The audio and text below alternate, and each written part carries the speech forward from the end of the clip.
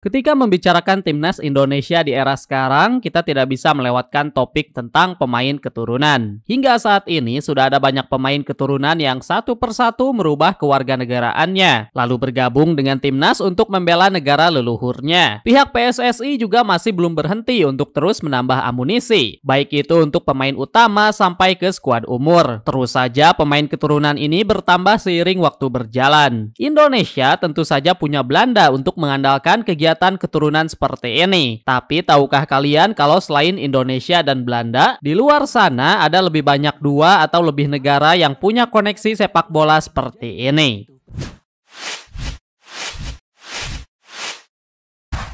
Salah satu alasan terbesar kenapa koneksi sepak bola keturunan antar dua atau lebih negara seperti ini bisa terjadi tentu saja mengarah kepada penjajahan atau juga imigrasi. Sebuah topik yang lumayan sensitif tapi kita tidak bisa menghiraukannya begitu saja. Alasan kenapa Indonesia punya banyak keturunan dari Belanda, salah satunya dikarenakan ada banyak pasangan antar kedua negara yang terjadi pada era penjajahan. Itulah kenapa sekarang ada banyak keturunan cucu dari para pasangan tersebut yang bisa menjadi pemain bola profesional lalu bergabung dengan timnas Indonesia. Pastinya kalian sendiri sudah tahu akan hal tersebut. Entah itu dari pasangan ibu Indonesia atau bapak Indonesia, semuanya ada. Menariknya dari Indonesia sendiri ada banyak pasangan dari Jawa dan Maluku. Itulah kenapa melihat skuad timnas Indonesia sekarang kalian akan melihat banyak pemain keturunan dari sana. Entah itu sebagai generasi kedua, ketiga, dan lainnya. Bahkan kita juga punya kasus seperti Martin Paes yang sebenarnya dia tidak punya darah Indonesia asli, tapi dikarenakan neneknya lahir di Indonesia, lebih tepatnya di kota Kediri, maka pemain kiper satu ini diperbolehkan untuk membela Indonesia. Nah, sekarang pernah gak sih kalian berpikir negara mana lagi yang punya hubungan seperti ini? Selain Indonesia dan Belanda, dua negara lain yang bisa kita sebut di sini adalah Brazil dan Italia. Jika kalian melihat skuad timnas Italia saat ini, di sana kalian akan menemukan beberapa nama yang lahir bukan di tanah Eropa, melainkan di tanah Brazil. Sebut saja nama seperti Jorginho, Joao Pedro, dan Emerson. Mereka bertiga lahir di negara Brazil. Bahkan nama seperti Raphinha yang pada musim kemarin mendapatkan form terbaiknya bersama Barcelona, beliau juga merupakan pemain yang berkesempatan untuk membela timnas Italia. Sebelum namanya dipanggil dan bermain dengan timnas Brazil, Raphinha mengaku pernah diminta oleh timnas Italia untuk bermain di negara ini. Kejadian ini terjadi pada tahun 2020, lebih tepatnya ketika Euro akan dimulai. Raphinha memiliki darah Italia yang berasal dari ayahnya, tapi pada akhirnya pilihan dia menetap di Brazil dan sampai sekarang menjadi pemain inti di sana. Bukan hanya Brazil, tapi pada tahun 1920 sampai 1960, Argentina juga jadi salah satu negara yang ikut membawa banyak pemainnya untuk bermain di timnas Italia. Hal ini diketahui bisa terjadi karena adanya banyak imigrasi dari Italia yang datang ke Argentina. Kejadian imigrasi ini terjadi sebelum era tersebut. Selanjutnya tentu saja kita tidak bisa membicarakan topik ini tanpa membahas timnas Prancis. Negara asal Eropa satu ini sudah terkenal akan timnas sepak bolanya yang punya darah campuran, utamanya mereka dari benua Afrika. Berbeda dengan Indonesia dengan Belanda atau Italia dengan Brazil, dalam kasus Prancis hubungannya mencangkup satu benua sekaligus, mengingat ada banyak pemain yang datang dari berbagai negara. Pemain bintang mereka saat ini yakni Mbappe, dia memiliki darah keturunan dari Kamerun. Bahkan sama seperti Raphinha, Mbappe sendiri sebenarnya punya kesempatan untuk bermain bersama timnas Kamerun sebelum membela Prancis. Ibrahima Konate adalah pemain keturunan Prancis dan Mali. Kolo Muani adalah pemain keturunan Prancis dan Democratic Republic of Congo. Pemain keturunan asal Prancis dan Afrika ini sebenarnya sudah berlangsung sejak lama, dengan salah satu alasan terbesarnya mengarah kepada imigrasi dari peninggalan koloni mereka di Afrika, di mana ada banyak orang Afrika yang mencari tempat baru di tanah Eropa, dan Prancis adalah salah satu negaranya. Namun tentu saja ada peninggalan jajahan atau perbudakan yang ikut memberikan faktor di sini. Siapa yang masih ingat pada tahun 2018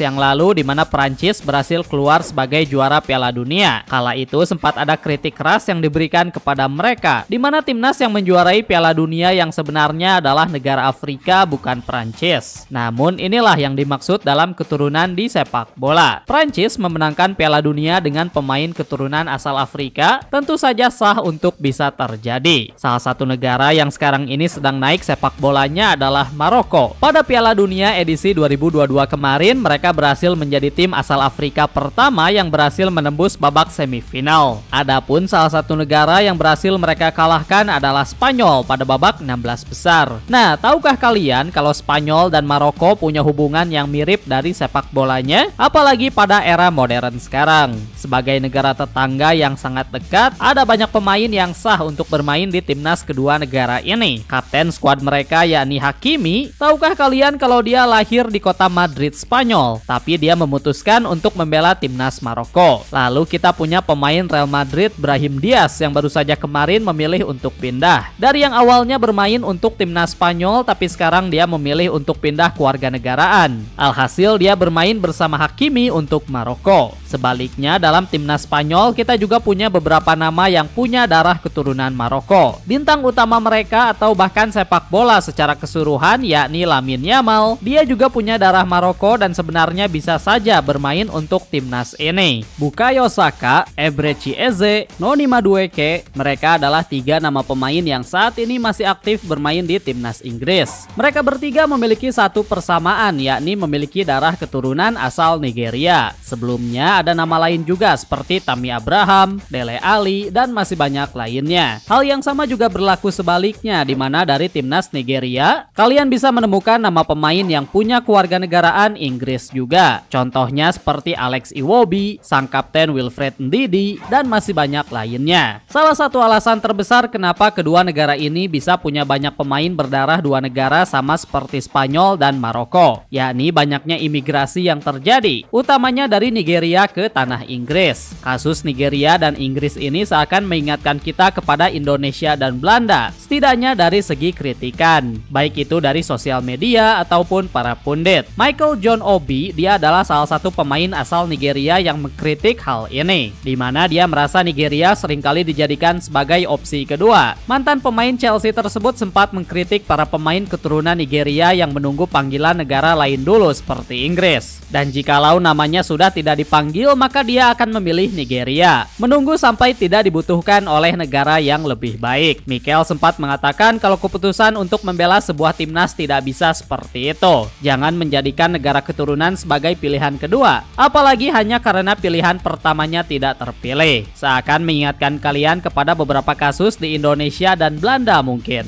Adapun koneksi negara terakhir yang ingin kita bahas adalah Jerman dan Turki. Utamanya melihat timnas Jerman sekarang saja, ada banyak pemain yang memiliki darah keturunan dari Turki. Alasannya mengarah kepada banyaknya orang Turki yang pindah dan menetap di Jerman. Banyaknya pemain dari kedua negara yang punya dua kewarganegaraan dan mayoritasnya memilih Jerman. Namun tidak sedikit juga pemain yang memilih Turki. Alhasil koneksi antar kedua negara ini lebih baik daripada negara lain yang terkadang masih kuat kritikannya. Dalam skuad timnas Jerman kalian bisa menemukan nama pemain seperti İlkay Gundogan, lalu ada Emre Can. Tapi sebaliknya dalam timnas Turki kita bisa menemukan banyak pemain yang punya keturunan Jerman. Nama seperti Cenk Tosun, Salih Özcan, Kenan Yildiz, Kaan Ayhan, dan Kapten Hakan Çalhanoğlu. Mereka semua lahir di berbagai kota Jerman, tapi mereka lebih memilih untuk membela timnas Turki. Itulah beberapa koneksi yang dimiliki oleh dua atau lebih negara ketika membicarakan tentang keturunan sepak bola. Ada negara yang dengan senang hati saling membantu dan mendorong sepak bolanya, tapi ada juga yang masih mendapatkan kritik keras dari kegiatan keturunan ini. Tidak semua praktek keturunan ini juga berhasil membawa hasil yang signifikan,